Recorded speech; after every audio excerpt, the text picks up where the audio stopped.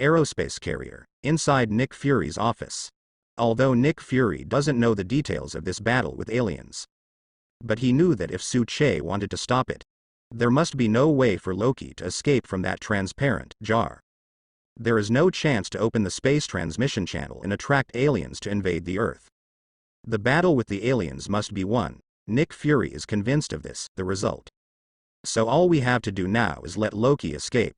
This is part of Nick Fury's plan. If there are no aliens invading Earth, then I can't use the power of victory to clear the Hydra hidden in S.H.I.E.L.D. in one fell swoop. If there are no aliens coming, then I will clean up all Hydra. I will also be deposed by the World Security Council. Maybe in the future, I will give S.H.I.E.L.D. to Hill or Phil Coulson. But definitely not now. Therefore, Nick Fury thinks that he needs to have a good talk with Su-Che. Although some small means can be used to make this powerful Silver Moon Knight leave the aerospace aircraft carrier. But Nick Fury wasn't going to do it. At least, until Su-Che made up his mind to stay on this Earth forever. Nick Fury will try his best to avoid some bad things happening around Su-Che. Don't let him be disappointed in this world. So, that's why you want Loki to escape and the aliens invade Earth. Sitting across from Nick Fury, sipping coffee from S.H.I.E.L.D., Su-Che suddenly looked at Hill. Ms. Maria, let me tell you something. I didn't expect SHIELD's coffee to be instant. If necessary, you can actually cooperate with my Ta Hualan Cafe, at least the quality is still guaranteed. Hearing what Su-Che said about herself, Maria Hill nodded lightly. I will consider it, but there are many agents in S.H.I.E.L.D., even if it is a cooperation agreement with your Ta Hualan Cafe. Then Ta Hualan Cafe will definitely not be able to supply it. Unless, Mr. Su, you plan to open a coffee raw material processing factory yourself. That's a good proposition. Listening to Hill's words, Su-Che nodded lightly. But let's forget it for the time being. Although I have enough energy, there is no need to do so. However, Ta Hualan Cafe welcomes you at any time. At least it's okay to provide you with a few cups of coffee. Listening to Su-Che deliberately changing the subject, Nick Fury laughed. When I'm in the S.H.I.E.L.D. branch in New York, I will definitely go to your coffee shop to buy a cup every day. But the premise is that my identity is still the director of S.H.I.E.L.D. Su, the Avengers team has always been my idea. But now, you are the soul of Avengers. Tony Stark, Captain Rogers, Natasha Romanoff, and even Dr. Banner, actually all vaguely center on you. That's why I found you, and I hope that when Loki is about to escape, you don't come forward to stop him. Having said that, Nick Fury handed the cards in his pocket to Su-Che. The world is actually like this box of cards. King is always greater than Queen, and S.H.I.E.L.D. is always the nemesis of Hydra. When everyone's eyes are on the aliens, when the Lords of the World Security Council know that S.H.I.E.L.D. can't do without me, Nick Fury. At that time, it will be the time for me to level Hydra with my own hands. Listening to Nick Fury's heart-to-heart words, he looked at the ace of spades in his hand. Su-Che suddenly laughed. Sometimes, the queen is stronger than the king. So you agree? Listening to Su-Che's answer, Nick Fury smiled. It's hard to escape from here with Loki alone. Looking at Nick Fury, Su-Che put the cards into his pocket. Kaylin Tae is still controlled by Loki, so maybe he is the key to Loki's successful escape. As Su-Che's voice fell, the next moment there was an explosion sound outside the air carrier. Immediately afterwards, the entire aerospace aircraft carrier instantly heard bursts of piercing sirens. Assault. Hearing the piercing alarm, Maria Hill subconsciously stood up. But Nick Fury said to Hill with a calm expression, "Go, Hill. Go and get someone to bring Barton back." This is the first time Avengers has truly appeared in front of the world. I think Barton will be sorry if he misses this opportunity. Hearing Nick Fury's order, Maria Hill nodded solemnly. It doesn't matter if Su-Che and Nick Fury reach an agreement so that Loki can escape smoothly. It is still Barton who is leading the attack on the aerospace carrier at the moment. Maria Shi wants to lead people to fight back, at least not to damage the normal flight order of the aerospace carrier. At the same time, damn it, didn't Nick Fury say that the aerospace carrier is invisible and no one else can spot it? Hearing the piercing siren, Tony Stark immediately ran to the place where he placed it in the battle. And Steve also picked up the shield immediately. Natasha Romanoff, take care of Dr. Banner, don't let Dr. Banner be stimulated. I see. Listening to Steve's instructions, Natasha Romanoff nodded with a serious expression, and then said to Thor, who immediately picked up Mjolnir and was about to rush out. Thor, the one who brought in the 10 attacks, must be Barton. Only he can lead people to find the aerospace carrier. You should know Barton. Even if he shoots at you, don't hurt him with your hammer. Hearing Natasha Romanoff's worried entrustment, Thor, who was holding a hammer, gave Natasha Romanoff a reassuring expression. I have seen Lin Tae. Although he was in that base, he only came once. But don't worry, I won't admit the wrong person. Watching Thor and Steve run out with the hammer and the shield, Natasha Romanoff turned her head to Dr. Banner, who was standing there not knowing what to do. Dr. Banner, please keep calm and come with me. Trust me, I will definitely take you to a quieter place. Hope so. Hearing Natasha Romanoff's words, Dr. Banner forced a smile. I don't want Hulk to come out either, so Natasha Romanoff, you'd better let Sue come over and look at me. He is very strong after all. If I am really attacked and let Hulk out, then maybe Sue can stop me.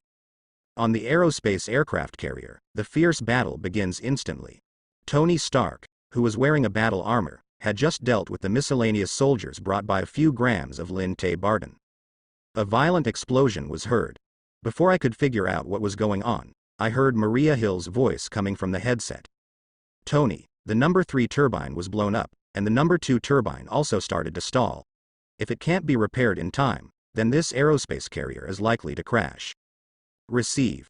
Hearing Maria Hill's words from the communication headset, Tony Stark controlled the armor and immediately flew towards the Saturn turbine. The altitude of several thousand meters is nothing to Tony Stark, who is wearing a battle armor. But when looking at the blown-up number 3 turbine, the degree of destruction is unimaginable. Knowing that it must not be repaired at this moment, he immediately flew to the turbine number 2 without delay.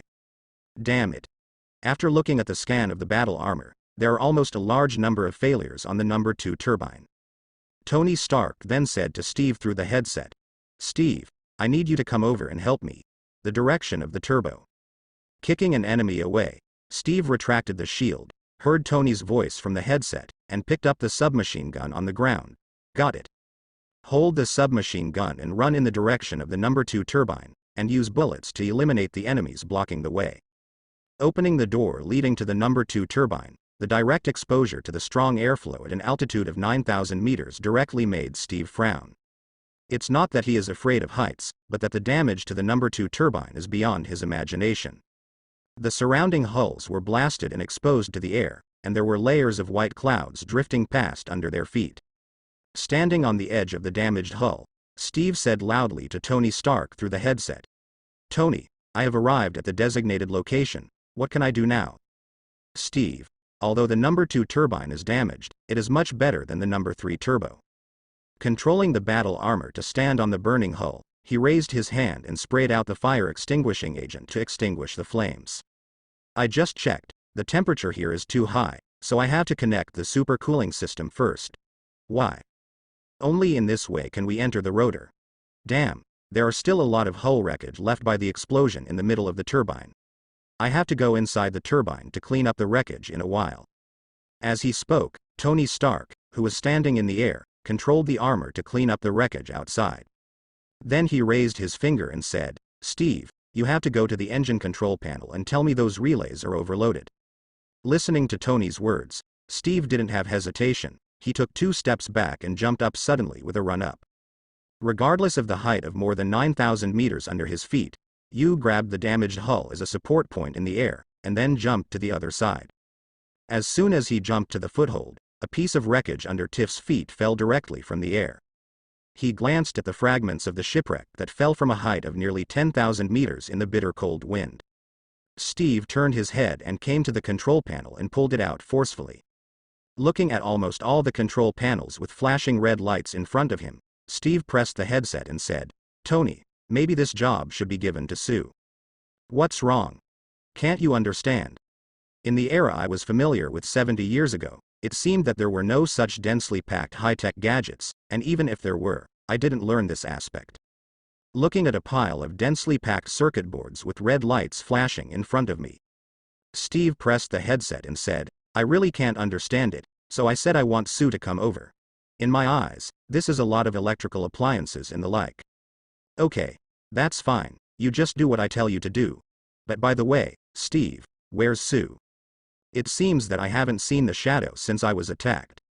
I don't know yet. Looking at the control panel with no way to do anything in front of him, Steve pressed the headset and said, Tony, you should tell me what I should do first.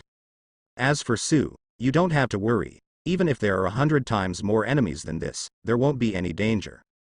At the same time, inside the aerospace carrier. Oops. Having just dealt with the attacker, Natasha Romanoff turned her head and subconsciously looked at Dr. Banner. She originally wanted to take Dr. Banner to the safe room.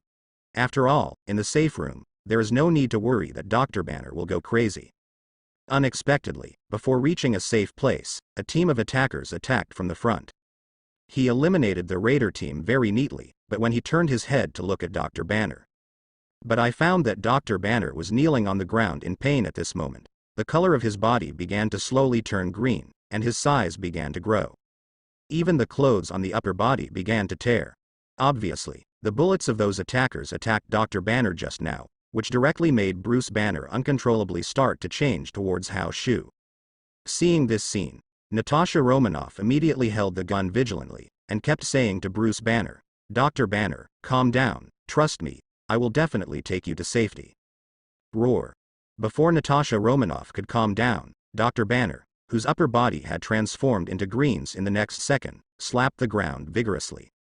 Turning her head suddenly, Natasha Romanoff saw Hulk's furious eyes full of anger, without any reason at all, as if he just wanted to hammer everything down. Oh, hell. See Dr. Banner about to transform into Hulk. Without any hesitation, Natasha Romanoff raised her gun and fired a shot into the pipe above the Hulk. The bullet hit the pipe above, and the next second rapid white gas was continuously ejected. Then Natasha Romanoff turned and ran. A fast-running Natasha Romanoff is noticed by a full-bodied Hulk. Then, mixed with angry roars, they chased in the direction of Natasha Romanoff. The huge body kept hitting things blocking the way while running, and almost everything it passed was destroyed. Hearing the angry roar behind him and the sound of various things being smashed getting closer, Natasha Romanoff said to the communication headset while running, Dr. Banner is out of control, I need support on. As soon as the words fell, Natasha Romanoff suddenly lowered her head as if she had sensed something. In the next second, a huge amount of iron plate flew past Natasha Romanoff with a sharp sound of piercing the air. If she lowered her head for a second or two at night, the huge amounts of iron plate might hit her head directly. I was taken aback by the huge amounts of iron plate, although I have not experienced life and death scenes before. But such a thrilling spin on the edge of life and death still makes Natasha Romanoff's palms a little wet. It was only a little bit short, as long as I was even 1 second late, I am afraid that half of my head would be cut off. But just because of the delay for a few seconds, Hulk behind him directly chased after him. Almost in the blink of an eye, Hulk's fist full of angry power directly smashed towards Natasha Romanoff. Oops. He watched the huge fist of the Green Titan Hulk smash towards him. Natasha Romanoff's pupils constrict instantly.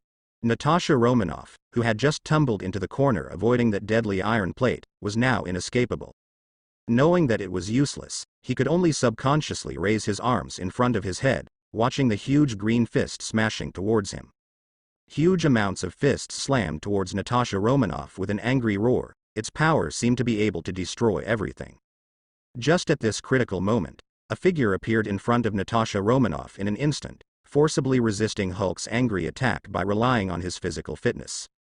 Before Hulk could react, the figure suddenly jumped up and kicked Hulk several meters away with a heavy kick. Boom. Seeing the Hulk flying upside down smashing the rows of pipes flat, the figure landed slowly. Turning his head to look at Natasha Romanoff and asked softly, "Nah, are you okay?" Call. Seeing that the person standing in front of her was Su Che, Natasha Romanoff was visibly relieved. It's okay to have nothing to do with, but it was indeed too thrilling just now. After Dr. Bruce Banner became the Hulk, it was obvious that he had begun to be indistinguishable from himself. Probably because of the team of attackers who shot Dr. Banner. Pulling Su Che's hand to stand up from the ground, Natasha Romanoff looked at Su Che and said with concern, "You just took a punch from Hulk, no problem." Little things. Hearing Natasha Romanoff's concern, Che smiled and shook his head. With a body of steel, although Hulk's angry punch was heavy, it still couldn't break through the defense. It's fine. Throwing a communication headset to Che from the pocket of the tight battlesuit, Natasha Romanoff glanced around. The group of attackers should have been brought by Barton, so Che, I'll leave this to you. I have to go and bring Barton back. Put on the communication headset and watch Hulk get up from the ground, flatten a pipe with a fist, and then pull the pipe and throw it towards him. Che took the wind-shattering pipe with one hand, and then said to Natasha Romanoff, "Go Natasha Romanoff, and let Thor pay attention to Loki. I guess the main purpose of those guys is to make Loki jump away." "No problem." Seeing Che easily catch the broken iron pipe with one hand, Natasha Romanoff nodded. Take it easy, after all, Dr. Banner is also a member of our Avengers alliance. Also, you didn't wear your vision goggles, so others can easily recognize you. Pointing to her eyes, after Natasha Romanoff finished speaking, she turned around and ran to the other side. Well, Natasha Romanoff told Che to take it easy. As for whether Che can beat Hulk, who has lost his mind and anger at the moment, Natasha Romanoff never suspected it. At least, in her cognition, Hulk has lost his mind at the moment and is swayed by anger. Not at all an opponent of Che who is sober under reason. Roar. Seeing Natasha Romanoff turn around and run away, the Hulk over there roared angrily at Che. Then he rushed towards Che without any hesitation while holding his fists. In fact, with the super-perfect version of the Man of Steel, Che is really not afraid of Hulk smashing and hammering. Let's put it this way, even Che in Mushroom Egg doesn't care at the moment. Not to mention Hulk's punch, the other side. Quickly come to the clear jar holding Loki. Seeing that the can was slowly opened, Thor, who was holding a hammer, roared immediately, and then rushed towards Loki as if trying to push it back. Watching Thor charge towards him like a bull, Loki immediately strikes, the moment Thor touches Loki. Loki, who was in an attacking posture, began to dissipate instantly at this moment, and poor Thor was directly locked in that transparent jar. Loki, holding a psychic scepter, appeared at the control panel at some point. Looking at Thor with an angry expression inside the transparent jar, Loki said to Thor while activating the panel that controlled the transparent cage, "Seriously, Thor, when you said those things to me in that fighter jet, I really thought you were wise. Unexpectedly, you are still so impulsive and reckless, and you are more willing to believe everything you see with your eyes. Did you forget that I am the #1 mage in the 9 realms?" Saying that, Loki pressed the activation panel, and the next moment, the lower part of the transparent jar slowly opened, and the strong airflow instantly poured into the ship's cabin for drying. "Loki, stop making mistakes." Watching Loki's movements, Thor patted the transparent jar angrily and persuaded. "Wrong. You think everything I do is wrong." Listening to Thor's words, Loki looked at the red button on the control panel in front of him. "Why don't I feel that what I did was wrong? My stupid big brother, we are gods. For these ants on the earth, we are the gods they look up to." Having said that, Loki, holding a scepter in his hand, smiled evilly. A great god is willing to become the king of these ants, that will be their greatest luck. So, I don't think everything I do is wrong. After speaking, Lu Ji was ready to press the button of red. Just as his palm touched Red's button, Loki suddenly paused. Turning to look at Thor, Loki suddenly said, "Also, I have to remind you, Thor, nothing in this universe is static. After jumping off Bifrost, I saw a horrible truth, that is my father's hometown. When he enters the Soul Castle, no one can stop the double-edged sword from the devil, and no one can stop the collapse and slaughter of the 9 realms." With that said, Loki waved his hand gracefully at Thor, "So, it's all for Asgard." After the words fell, Lu Ji pressed the button of red without any hesitation. In the next second, the transparent jar that locked Loki fell from the battleship in an instant. Watch as the clear jar that holds Thor falls. Loki paused for a while, then grinned. Not bad, although they are ants, but at least the technology of this group of ants is quite likable. After finishing speaking, looking at the psychic scepter in his hand, Loki's eyes flashed with great evil. Would Thor just fall to his death? Loki naturally didn't believe this. So, the next thing is that the fun scene is about to be staged. Loki would love to see when that Steve Rogers he's in control of steals Thor's hammer. What an unbelievable look he would have. Really, it's exciting. The original Loki was interested in Dr. Banner, and wanted to use Dr. Banner to go crazy on the aerospace aircraft carrier, and then make the Avengers alliance fall apart. But now, Loki is bigger to Steve Rogers. Especially after seeing Steve pick up Mjolnir, Loki has been coveting for Steve for a long time.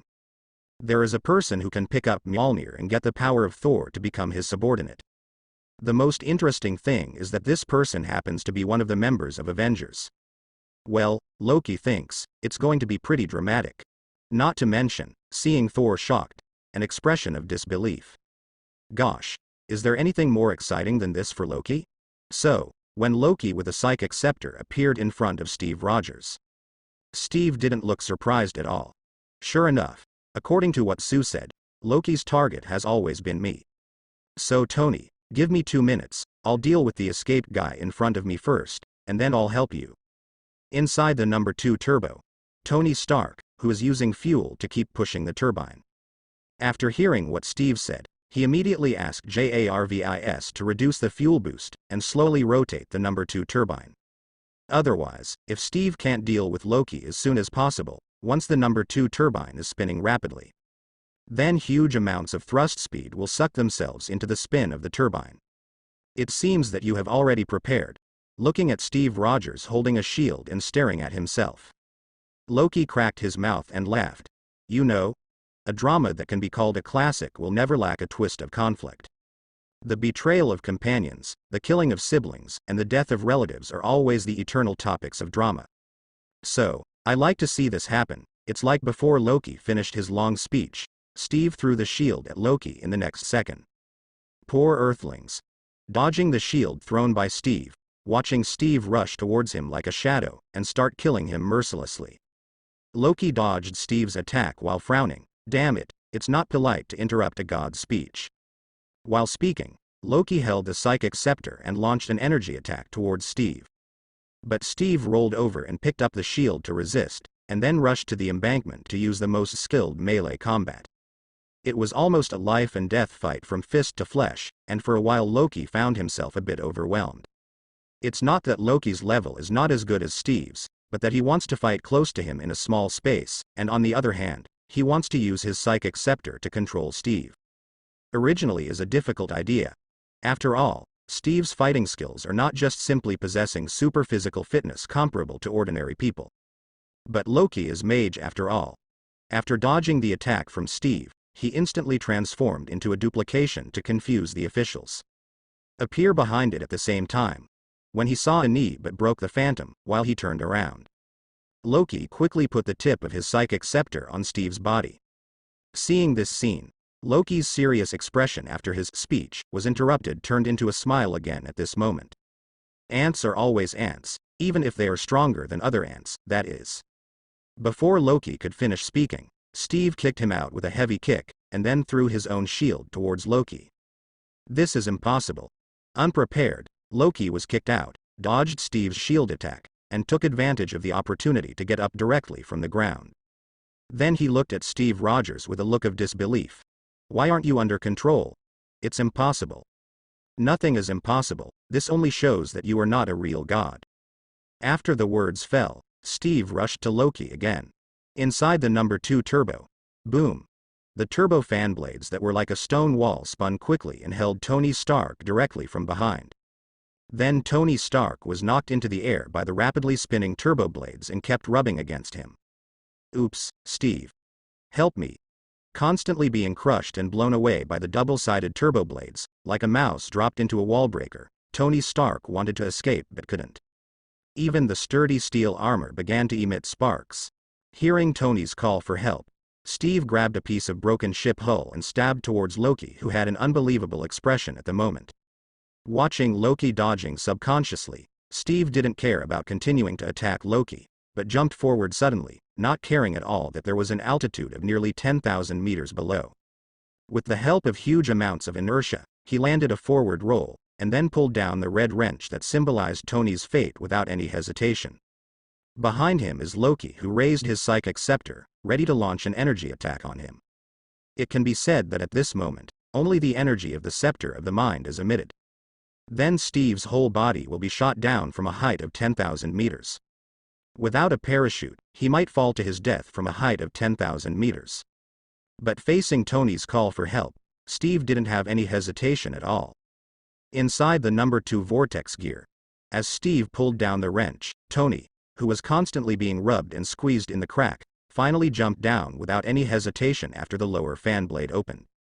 In midair, sparks were igniting from 1 foot of Mark's armor. Without any hesitation, he raised the energy cannon in his palm and pointed it at Loki. Originally watching Steve Rogers turn his back to himself in order to pull down the wrench, regardless of the danger of his life, and in front of him is the altitude of 10,000 meters. So Loki wants to use the energy shot from the psychic scepter to hit Steve, since he can't control him. Then knock him down from a height of 10,000 meters and kill him. But as soon as the energy of the scepter lighted up, Loki was blown away by Tony's palm energy cannon. Loki, who was knocked out, saw Tony Stark flying into the battleship in his armor. Knowing that you want to control Steve Rogers is already impossible. Then he turned around and jumped directly from the hollow of the destroyed ship, and landed directly on a fighter plane that was in charge of picking him up. Watching Loki escape, Tony Stark controlled the Mark armor and landed firmly inside the battleship. Immediately, looking at the continuous backflow of airflow from the high altitude below, he said to Steve with some lingering fear, "Just now I thought I was going to be crushed like a carrot. However, I think that no one would like to drink the radish juice with the golden red color." Listening to Tony Stark's words, Steve picked up the shield and smiled, let Loki escape. Fortunately, Sue made preparations in advance, otherwise I would have been controlled by Loki and that scepter now. Roar. Inside the aircraft carrier, he roared at Tony Stark, who was wearing armor, and Steve Rogers, who was holding a shield. The sound instantly echoed throughout the second floor of the aerospace carrier. But when he saw these two guys, he was not ready to attack himself. Then he clenched his fist and snorted, and then continued to play. That's right, it's time to play, at least, in the eyes of Tony Stark and Steve in disbelief. This big guy in green is actually playing with water? Man. What's going on here? Some looked at Hulk in disbelief, except for his head leaking out. The rest of his body was trapped in a huge water ball, or a transparent spherical liquid that looked like water. Tony Stark opened his mouth. For a moment he didn't know how to continue speaking. Regarding Hulk news, Tony Stark searched a lot of information the first moment he met Dr. Banner. In his impression and some records, Hulk is completely a beast that loses his mind, has infinite strength, can smash everything, and is not afraid of any attack. But now, the scene in front of him completely made Tony Stark a little bit overwhelmed. Especially seeing Hulk, who is tall and has green all over his body like a beast. Trapped in the transparent spherical liquid at this moment, not only did he not struggle, but he kept looking at the water polo curiously, moving his hands for a while, and kicking his legs for a while. There is even a look of curiosity, ignorance, and joy in the eyes. This is exactly like a newborn baby who is full of curiosity about the world. Oh, what a bad vote. Forgive Tony Stark for using the curious baby to describe this green titan that can smash everything at the moment. Because apart from this, Tony Stark found that he couldn't find a second more suitable and appropriate description. Damn it, is this the berserk green titan I know? Hearing Tony Stark lose his voice was close to swearing. Steve Rogers on the side also looked at the scene in front of him in disbelief. Sue. What are you? Well, even Steve didn't know what to say for a moment. Lao Tzu once eliminated Hydra, and was frozen in a deep sleep for 70 years. What kind of big scene has I never seen? But, I have never seen this scene before. Cough cough, please translate, Steve probably has this in mind. I don't know either. Looking at Steve and Tony, who were shocked, surprised, and couldn't believe their complicated expressions. Su Che spread his hands. Actually, when Kei Lin Tae brought people to attack the aerospace carrier, Natasha Romanoff was trying to take Dr. Banner to hide in the safe room. As a result, he was attacked on the road, and Dr. Banner turned into a Hulk because of the stimulation. When I heard Natasha Romanoff's request for help, I rushed over immediately, and then asked Natasha Romanoff to find Barton, and I fought Hulk. Having said that, Su Che was silent for a while. And Tony and Steve looked at the messy surroundings. Even a few Quinjet fighter jets were torn to pieces. Can't help but nodded. It seems that the battle between Sue and Hulk must be very fierce. Then how did it become like this? Point to Hulk, who seems to be having a good time playing in the water polo. Tony Stark felt that he still couldn't accept the scene in front of him. It's over. The powerful and invincible impression of Hulk in my heart completely collapsed at this moment. How to say? After smoothing his thoughts, Su Che crossed his arms and said, at the very beginning, the fight with Hulk was indeed very intense. I ended up worrying that my battle with the Hulk would destroy the space carrier, and then I was going to trap it and use the ability to blow the Hulk down. But then the current scene was formed. When he was first trapped, Hulk was constantly struggling and roaring, trying to break free. But slowly, after he found out that I didn't really want to hurt him, he became like this. Having said that, Su Che turned to look at Tony Stark and Steve and asked, do all newborn babies like to play with water? I feel that Hulk's IQ at this moment is more like a child who has just been born and is still ignorant of the world. Besides, I have seen Hulk's information and videos before, and found that the reason why Hulk would fight back, smash tanks and pull down planes is largely due to General Ross first ordering to attack him. So as long as we don't have any malice towards him, he will basically not attack us except for going berserk. Strong Hulk's IQ is very much like a newborn baby who is only 1 year old at most. As long as there is no danger, then you are full of curiosity about everything around you. The plot of the Marvel movie also revealed that Hulk's IQ will slowly begin to increase over time. It's like a child growing up slowly. In Avengers: Age of Ultron, Hulk chose to leave Earth because he felt that Earth hated Hulk. In Thor: Ragnarok, after a battle with Thor, Hulk held up his weapon and said that the Earth hates Hulk. It felt like Hulk at that time was like a kid in adolescence. Rebellious, sensitive, want to get attention but don't know how to do it. In the end they can only choose to escape. But the Hulk body at that time was indeed in a mature stage. Otherwise, what about Hulk's son in the female Hulk TV series? Listen to Su Che's narration. Tony Stark and Steve looked at it because there was no danger, and they didn't notice any hostility. So there seems to be a very happy Hulk playing among the water polo. Then they looked at each other again. Well, maybe you're right, buddy, but this ending is exactly what I didn't expect. Unlocking the armor, Tony Stark walked out of the armor. However, I can't answer the question of whether a newborn baby likes to play with water. Because I haven't even been married, let alone own my own baby. With that said, Tony Stark looked at Steve. Don't look at me, although I'm not a virgin, but I've never been married or had children. Facing Tony's eyes looking at him, Steve understood his thoughts in an instant. Immediately after a rebuttal, he turned to Su Che and said, Sue, but now our problem seems to be a bit serious. Loki escaped. Thor didn't return our call through the comms headset. Perhaps, we are ready to fight. Hearing Steve's solemn expression, Tony on the side also nodded with a serious expression. I'm going to repair my armor too. It seems that this battle with aliens is inevitable. Manhattan, opposite the Stark Industrial Building, inside the Tahualan Cafe. As the store manager, Selena picked up the phone and glanced at it, then put down the phone and immediately said to the waiter beside her, Attention everyone, I just received a notification from boss. The coffee shop is now closed for business today. Now, everyone immediately put down their work and start evacuating customers. Saying that, Selena walked out from the counter without hesitation, and then said to the customers in the coffee shop, Customers, I'm sorry, because the coffee shop has some temporary reasons, so it needs to suspend business now. I'm sorry for affecting the leisure time everyone is enjoying, so all customers in the coffee shop today are free of charge, which is an apology and compensation to all customers. Welcome everyone to visit Tahualan Cafe next time. After speaking, Selena turned her head and gave the waiter at the counter a wink, signaling the waiter to act immediately. Persuade customers out of the cafe. In fact, people who can come here to have a cup of coffee and enjoy their leisure time really do not lack the money for this cup of coffee. And many of them are people who work nearby and use their lunch break to pass the time. But although I don't know what the hell this cafe is doing. However, since everyone expresses their apologies for free, coupled with the gentle persuasion of many waiters, these customers left Tahualan Cafe one after another. Seeing all the customers leave, one of the waiters asked Selena, the store manager, what happened? Why? Have no idea. Unbuttoning the store manager's clothes, Selena picked up her coat and put it on. This is what the boss asked for, so we just carry it out. Attention everyone.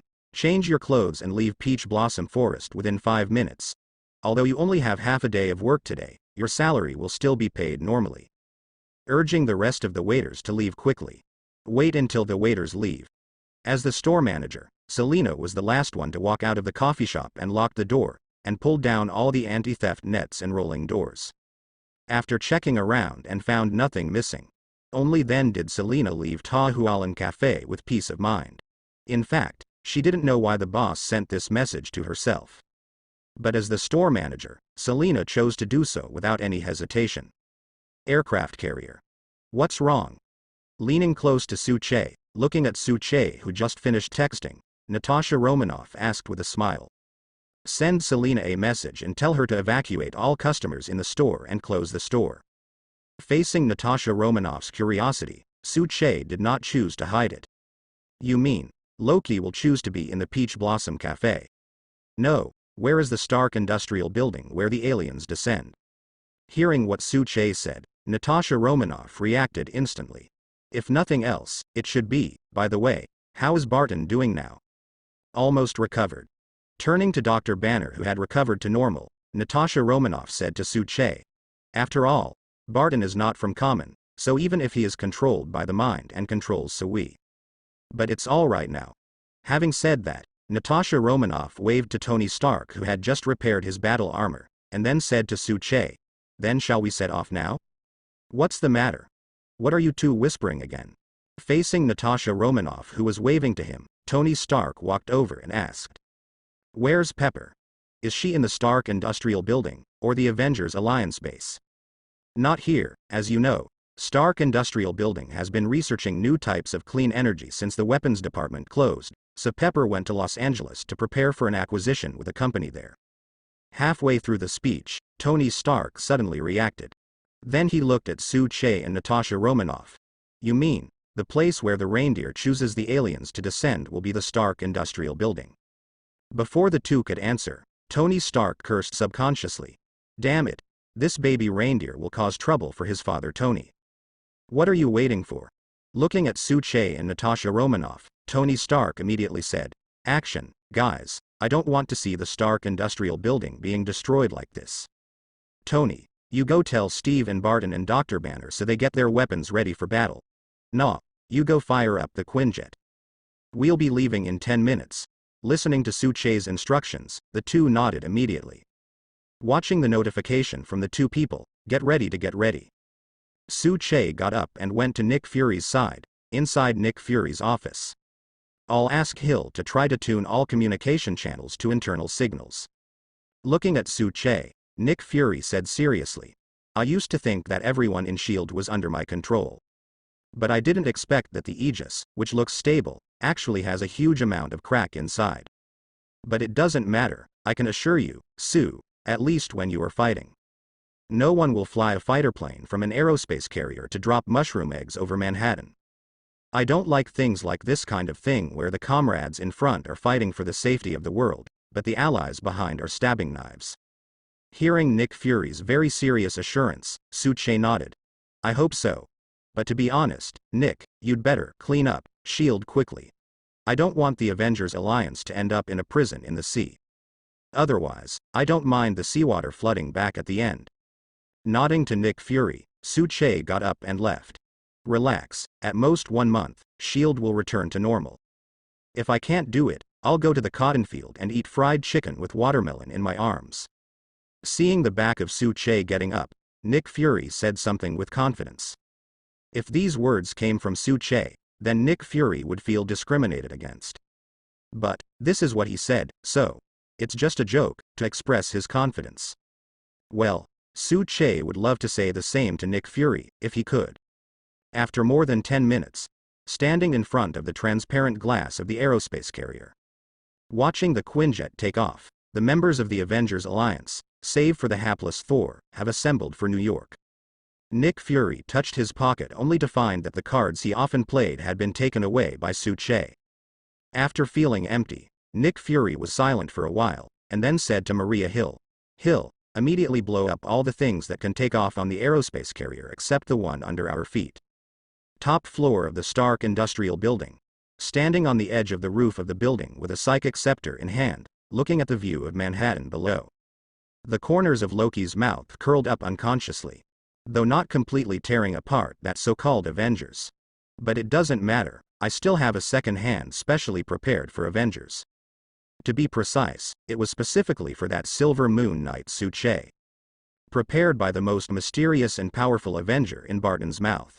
When she comes, Su-Che, the Knight of the Silver Moon, will love this gift. Turning his head, he looked at Dr. Sylvig, who was ready. The corner of Loki's mouth couldn't stop rising. Let's start. From this moment on, the ants around will know the truth of the universe. From this moment on, they will be grateful to kneel before me, Loki. Listening to the words 487 in Loki's drama, Dr. Sylvig, whose mind was controlled, nodded. Although I have several degrees, I don't know much about drama and the like.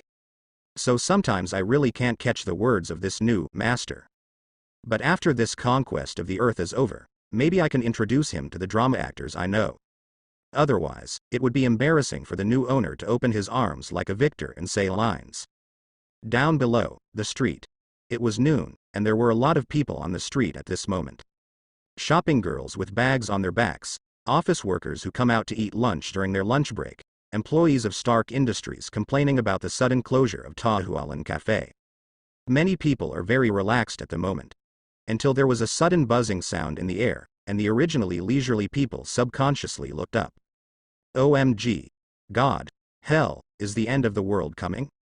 At this moment, the sky that was originally blue and calm suddenly rose with a wave of light blue energy at the next moment. When the energy touches a certain critical point high in the sky, a black dot slowly emerges. Under everyone's gaze, the black spot began to spread slowly, and then formed a channel. The background of the passage is actually a scene in the universe somewhere. Just when everyone exclaimed and didn't know what happened, a lot of small airships flooded out of the passage in an instant, holding weapons, Chitauri with scary and weird appearance. Seeing this scene, everyone panicked instantly, screaming and running around. Especially when those monster-like guys started to destroy buildings with weapons in their hands. Accompanied by the sound of building explosions, the screaming and fleeing of the crowd below became more obvious. No one knows what happened. No one knows how the channel in the sky was formed.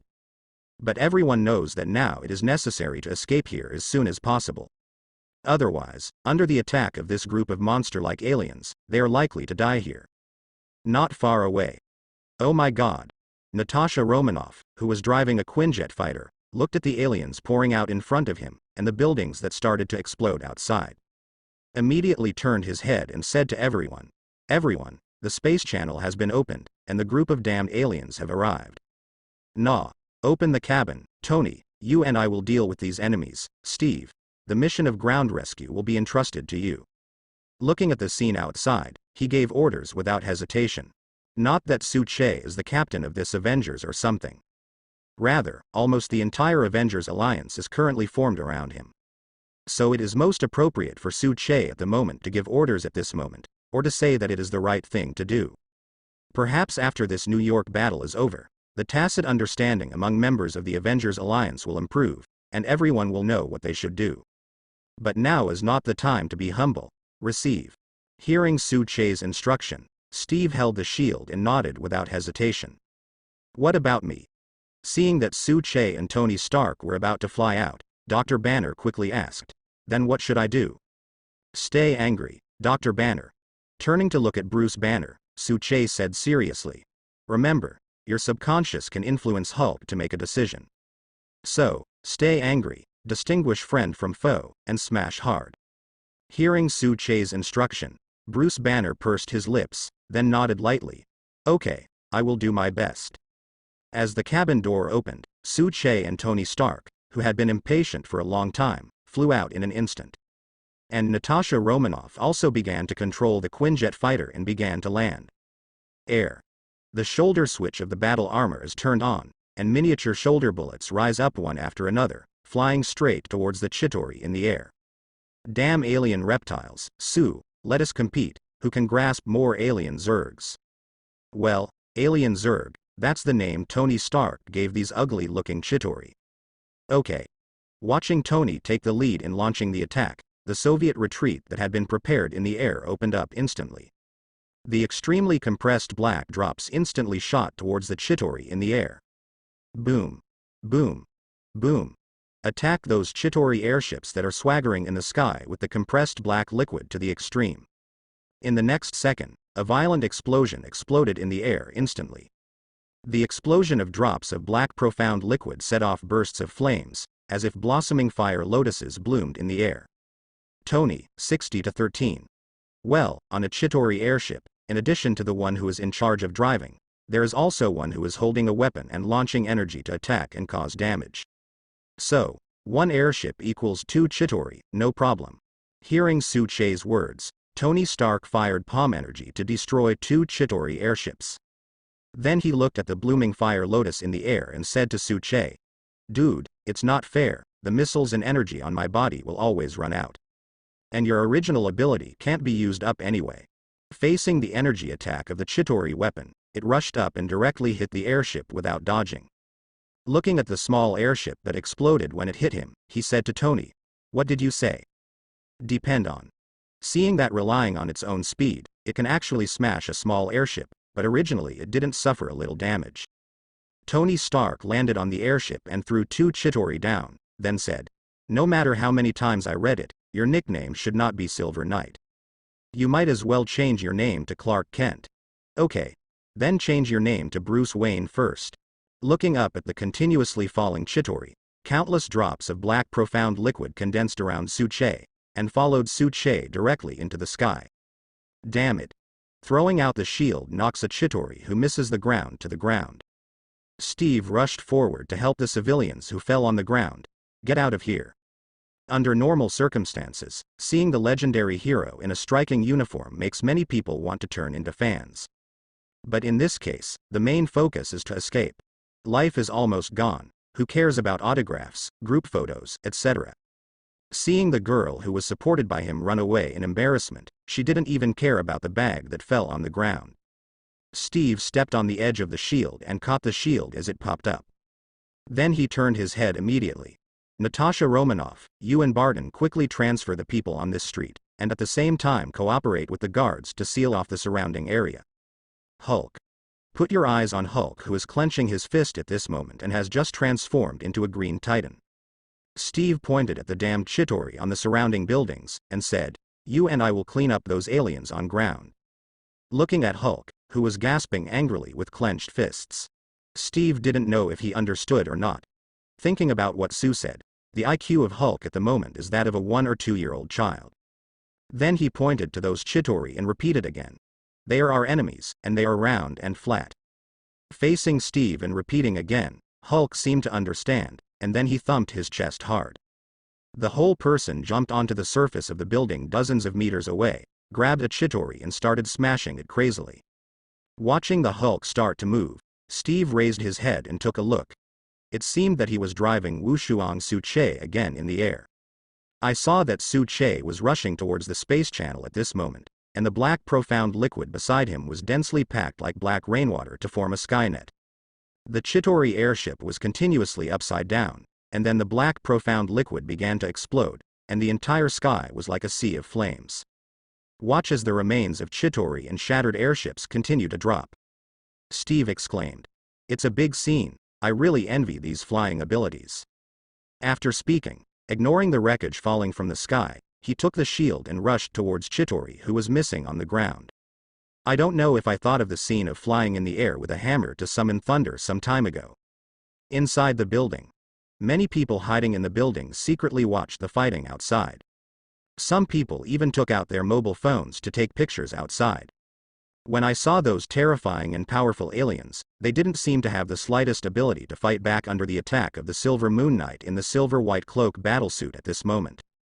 A group of people hiding in the building even started to cheer. "My God, that's the Knight of the Silver Moon. Great, I knew that when aliens attacked, there would be superheroes like Silver Moon Knight to protect us." Jesus above, next to Silver Moon Knight is Iron Man Tony Stark. Yes. Silver Moon Knight, let those damned aliens taste the counterattack from the Earthlings. Tens of thousands of fire lotuses produced by the explosion of the black profound liquid in the air are connected to form a dense sea of flames, making it impossible for those Chidori to hit down. This scene made many common people who were shivering and avoiding the arrival of aliens cheer constantly. When I first saw those horrible and ugly aliens invading the earth, those who fled for their lives were filled with fear and despair. Even some timid people were so frightened that their legs were limp, and many people cried unconsciously. But when they saw those frightening aliens, they couldn't stop the mighty silver moon riding 10 Empress. This allows those who are desperate and fearful to find a gap to vent their emotions. They started to cheer for the Silver Moon Knight and Iron Man who were fighting in the air. Especially when the originally clear sky suddenly became cloudy, and then a hammer flew over to summon lightning and began to strike those aliens. These people hiding in the buildings and corners cheered completely. On the Stark Industries rooftop, it seemed as if the bursts of cheers could be heard. Loki, holding a psychic scepter, jumped down and onto the hallway outside Stark Industries. Ah! Facing the bursts of cheering voices, Loki sneered. How excited I am now, then how frightened and desperate I will be in the future. This is where the drama is at its peak. Air. After knocking down a team of Chidori, Thor jumped onto the surface of a building and said to Su-che, I seem to be a little late. It's not too late. Controlling the battle armor and flying in front of Thor, Tony Stark took out a communication headset from somewhere and handed it to Thor. Flying around like this, I can't hear commands. Looking at the headset handed over by Tony Stark, Thor didn't have any hesitation, just picked it up and put it on. Welcome back, Thor, but leave those aliens in the sky to you. Barton and I are evacuating and rescuing the commons. There's Steve and Hulk on the ground. With Thor's headset switched on, Natasha Romanoff spoke directly on the comm channel. This kind of thing can't be done without me. After all, I am also a member of the Avengers Alliance.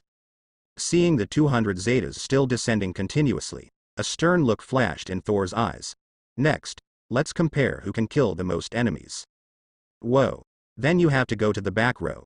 Listening to Thor's words, Tony Stark attacked those Chidori while wearing a battle armor, and said to Thor, Sue has already completed 376 cuts, and I also killed 4 Tien.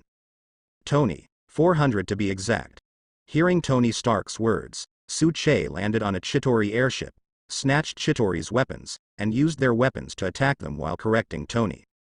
Damn it, it's more than $100 more than me. Huh. I'll catch up to you in a while, but before that. Glancing at the Stark Industrial Building, Thor held the hammer and said, I have to go find Loki first. Go. But that brother of yours is too bad. If I were his big brother, then I would definitely spank him. I heard Thor say he was going to find Loki. Tony Stark said something, and then Steve, who controlled the armor and flew to the ground, went to support. Well, there is Sue in the air, so you can just help yourself. But there seemed to be more and more Chidori on the ground. Hulk. Needless to say, he smashed it very happily. Damn it, Loki, is this what you want? On the Stark Industrial Building covered bridge. Holding Loki's collar and pressing it against the railing, Thor looked at Loki with a heartbroken look. Look what you've done. Do you really think that these damned guys can help you fulfill that dream of becoming a king? You've been tricked by them, Loki. They're just using your ambition for their own ends. Look what they did. Listening to Thor's words, watching those explosions one after another outside. Watching those Chidori flying in the air to show off their power, they were constantly cut down by Su-che and Hulk in the air. Late. Turning his head to look at his elder brother, Lu Ji cracked his mouth and let out a wry smile. It's too late. No, it's not too late. Seeing that Loki seemed to have a change of heart, Thor quickly put his arms around Loki's neck and said very seriously, It's not too late now, Loki, we are brothers. No matter what you do, I will face it with you. Before he finished speaking, there was a sharp pain in his abdomen. He looked down and saw that it was Loki who stabbed himself again. Ha ha. The first time he broke free from Thor's shackles, Loki took a few steps back and watched Thor spread his hands and said, You don't really think that just a few words can make me change my mind? Thor, my brother, I thought you had matured a lot, but I didn't expect you to be so naive. Don't blame me, Thor, it's all I have to do. Clutching his stabbed abdomen, Thor looked at Loki disappointedly. Is your ambition so big? Do you really want to be a king? Hearing Thor's disappointed tone, Loki was taken aback for a moment, then spread his hands and smiled. It's not necessarily true, since I knew I was adopted, learned about my life experience, and killed my biological father Lof with my own hands. If I wanted to be a king, I would have gone to Jotunheim. Without Lof's Jotunheim, those ice giants must be willing to kneel before me and sing my name. But what do I hate? Then why? He roared at Loki, and at this moment Thor was almost unable to suppress the anger in his heart. Regarding Loki's obsession, Thor felt that the patience he had cultivated was almost exhausted. Why? Standing opposite Thor with a psychic scepter in his hand, Loki pointed to the sky-filled Chitauri, because I saw the truth of the matter.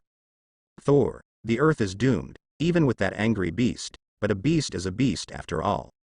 As for that powerful Silver Moon Knight, hey, I have already prepared a gift for him, and I believe that this gift will definitely make him.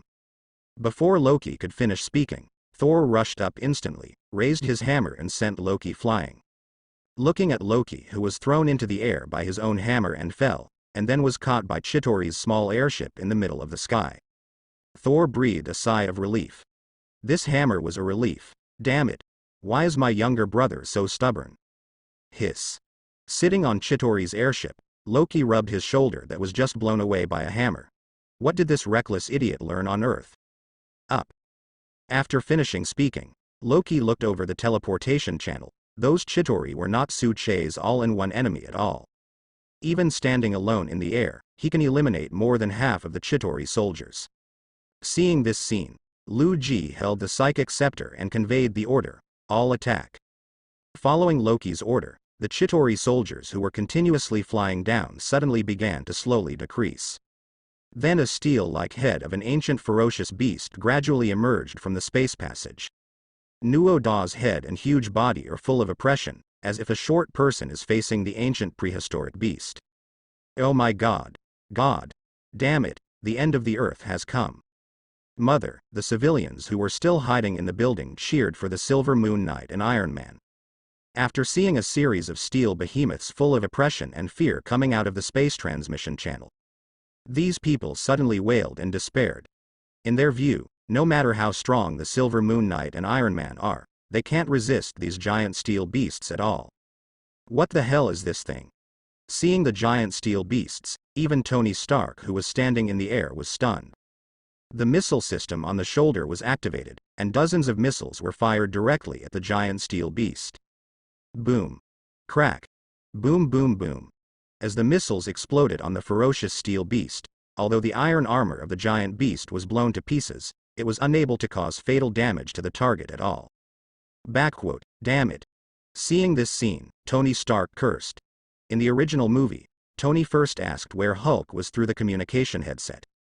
Because in his heart, perhaps only the mighty Hulk can deal with this steel giant. But now, after seeing that the missiles can't even damage it. But Tony Stark flew to Su Che's side at the first time. Dude, we seem to be in trouble. What should we do with this damn thing? Let me try. Listening to Tony Stark's inquiry, Su Che's expression was also slightly serious. Without knowing the enemy, Su never had any will of God. The hands were condensed, and a large mass of black profound liquid material appeared in Su Che's two palms.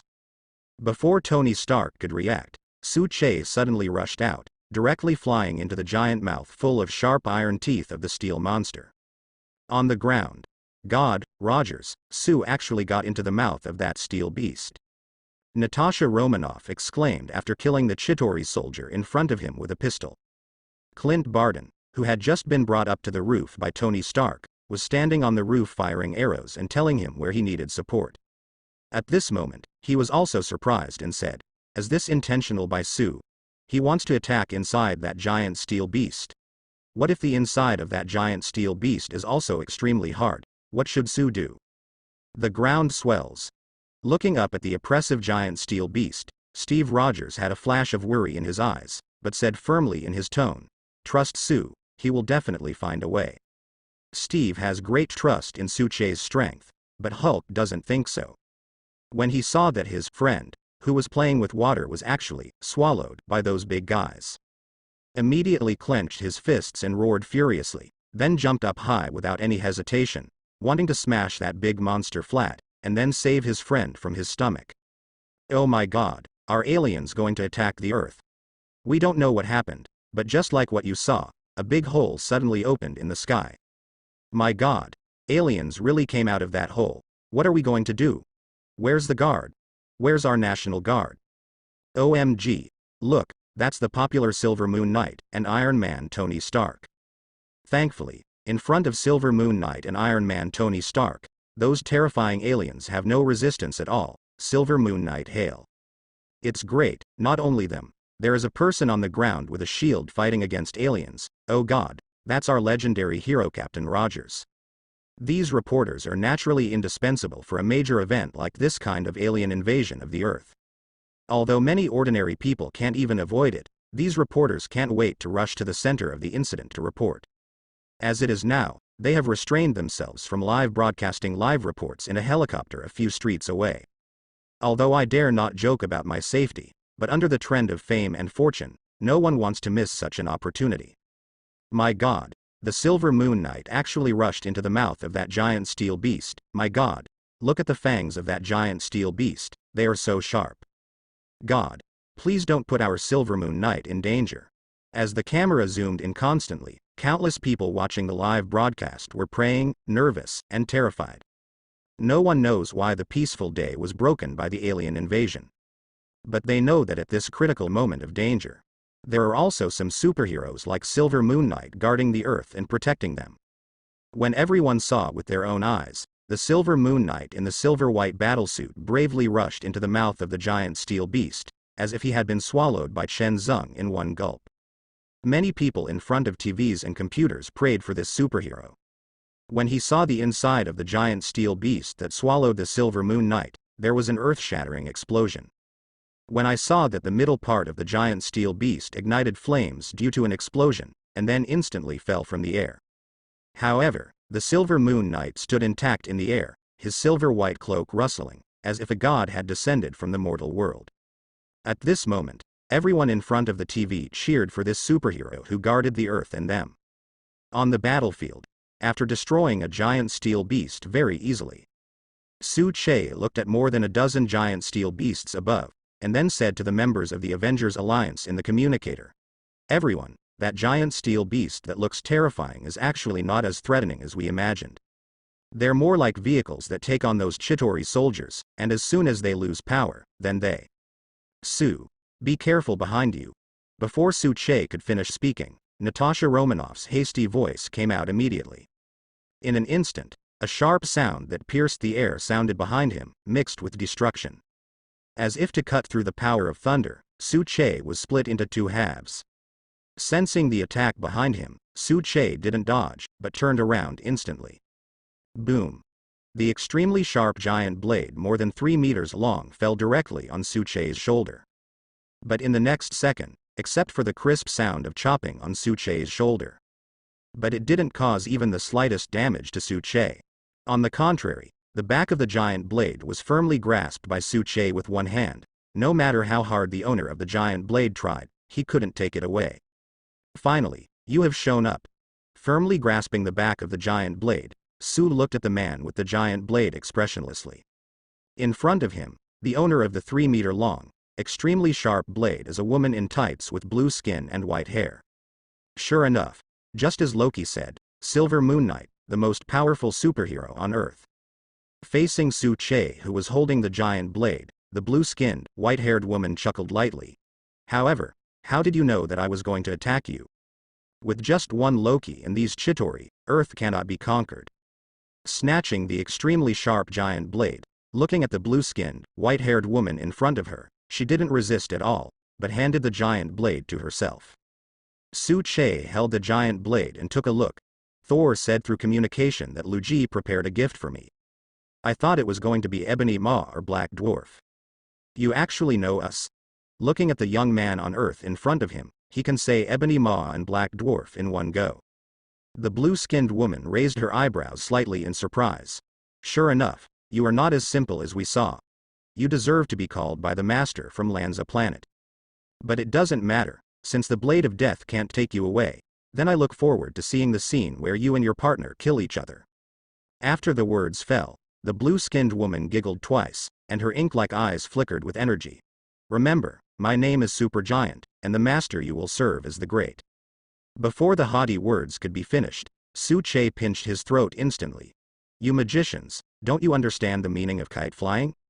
Su Che pinched his neck with one hand, listening to the extremely cold tone. The Supergiant, who originally wanted to control Su Che with his spiritual ability, suddenly lost his soul. She didn't understand why Su Che wasn't controlled by herself. You know, this is what I am most proud of, and it is also one of the reasons why the Master can accept me as the 5 generals of Obsidian and control Saran Star for the Master. In the original movie, only 4 generals under Mie Shui's Obsidian 5 appeared. As for this Supergiant, he never appeared in the movie. Her combat power may not be the strongest among the 5 generals of Obsidian. But her ability is what Thanos values most. Mind control, telepathy, mind transmission, memory stealing. It can be said that as long as she is there, Thanos can control anyone he cares about. In the comics, Chao Chengsheng once controlled the inhuman race Black Bolt King and fought with Avengers. It can be said that Supergiant's mind control is definitely one of the top. It's not like Wanda's use of crimson magic can make people see illusions and fall into illusions. Supergiant actually uses mind control to order others. That's why when Loki came to Earth, Thanos sent Supergiant over from Saran. According to Loki's plan, Su Che is the most powerful superhero among Avengers, and he doesn't always lose his mind like Hulk. As long as Su Che can be controlled, the Avengers will fall apart immediately, and the Earth will be destroyed by Su Che's ability. It's just that this plan is perfect. But, neither Loki nor Supergiant expected. Su Che, unexpectedly won't be controlled by mind control's ability. Well, thanks to Loki's adoptive mother, Queen Frigg of Asgard.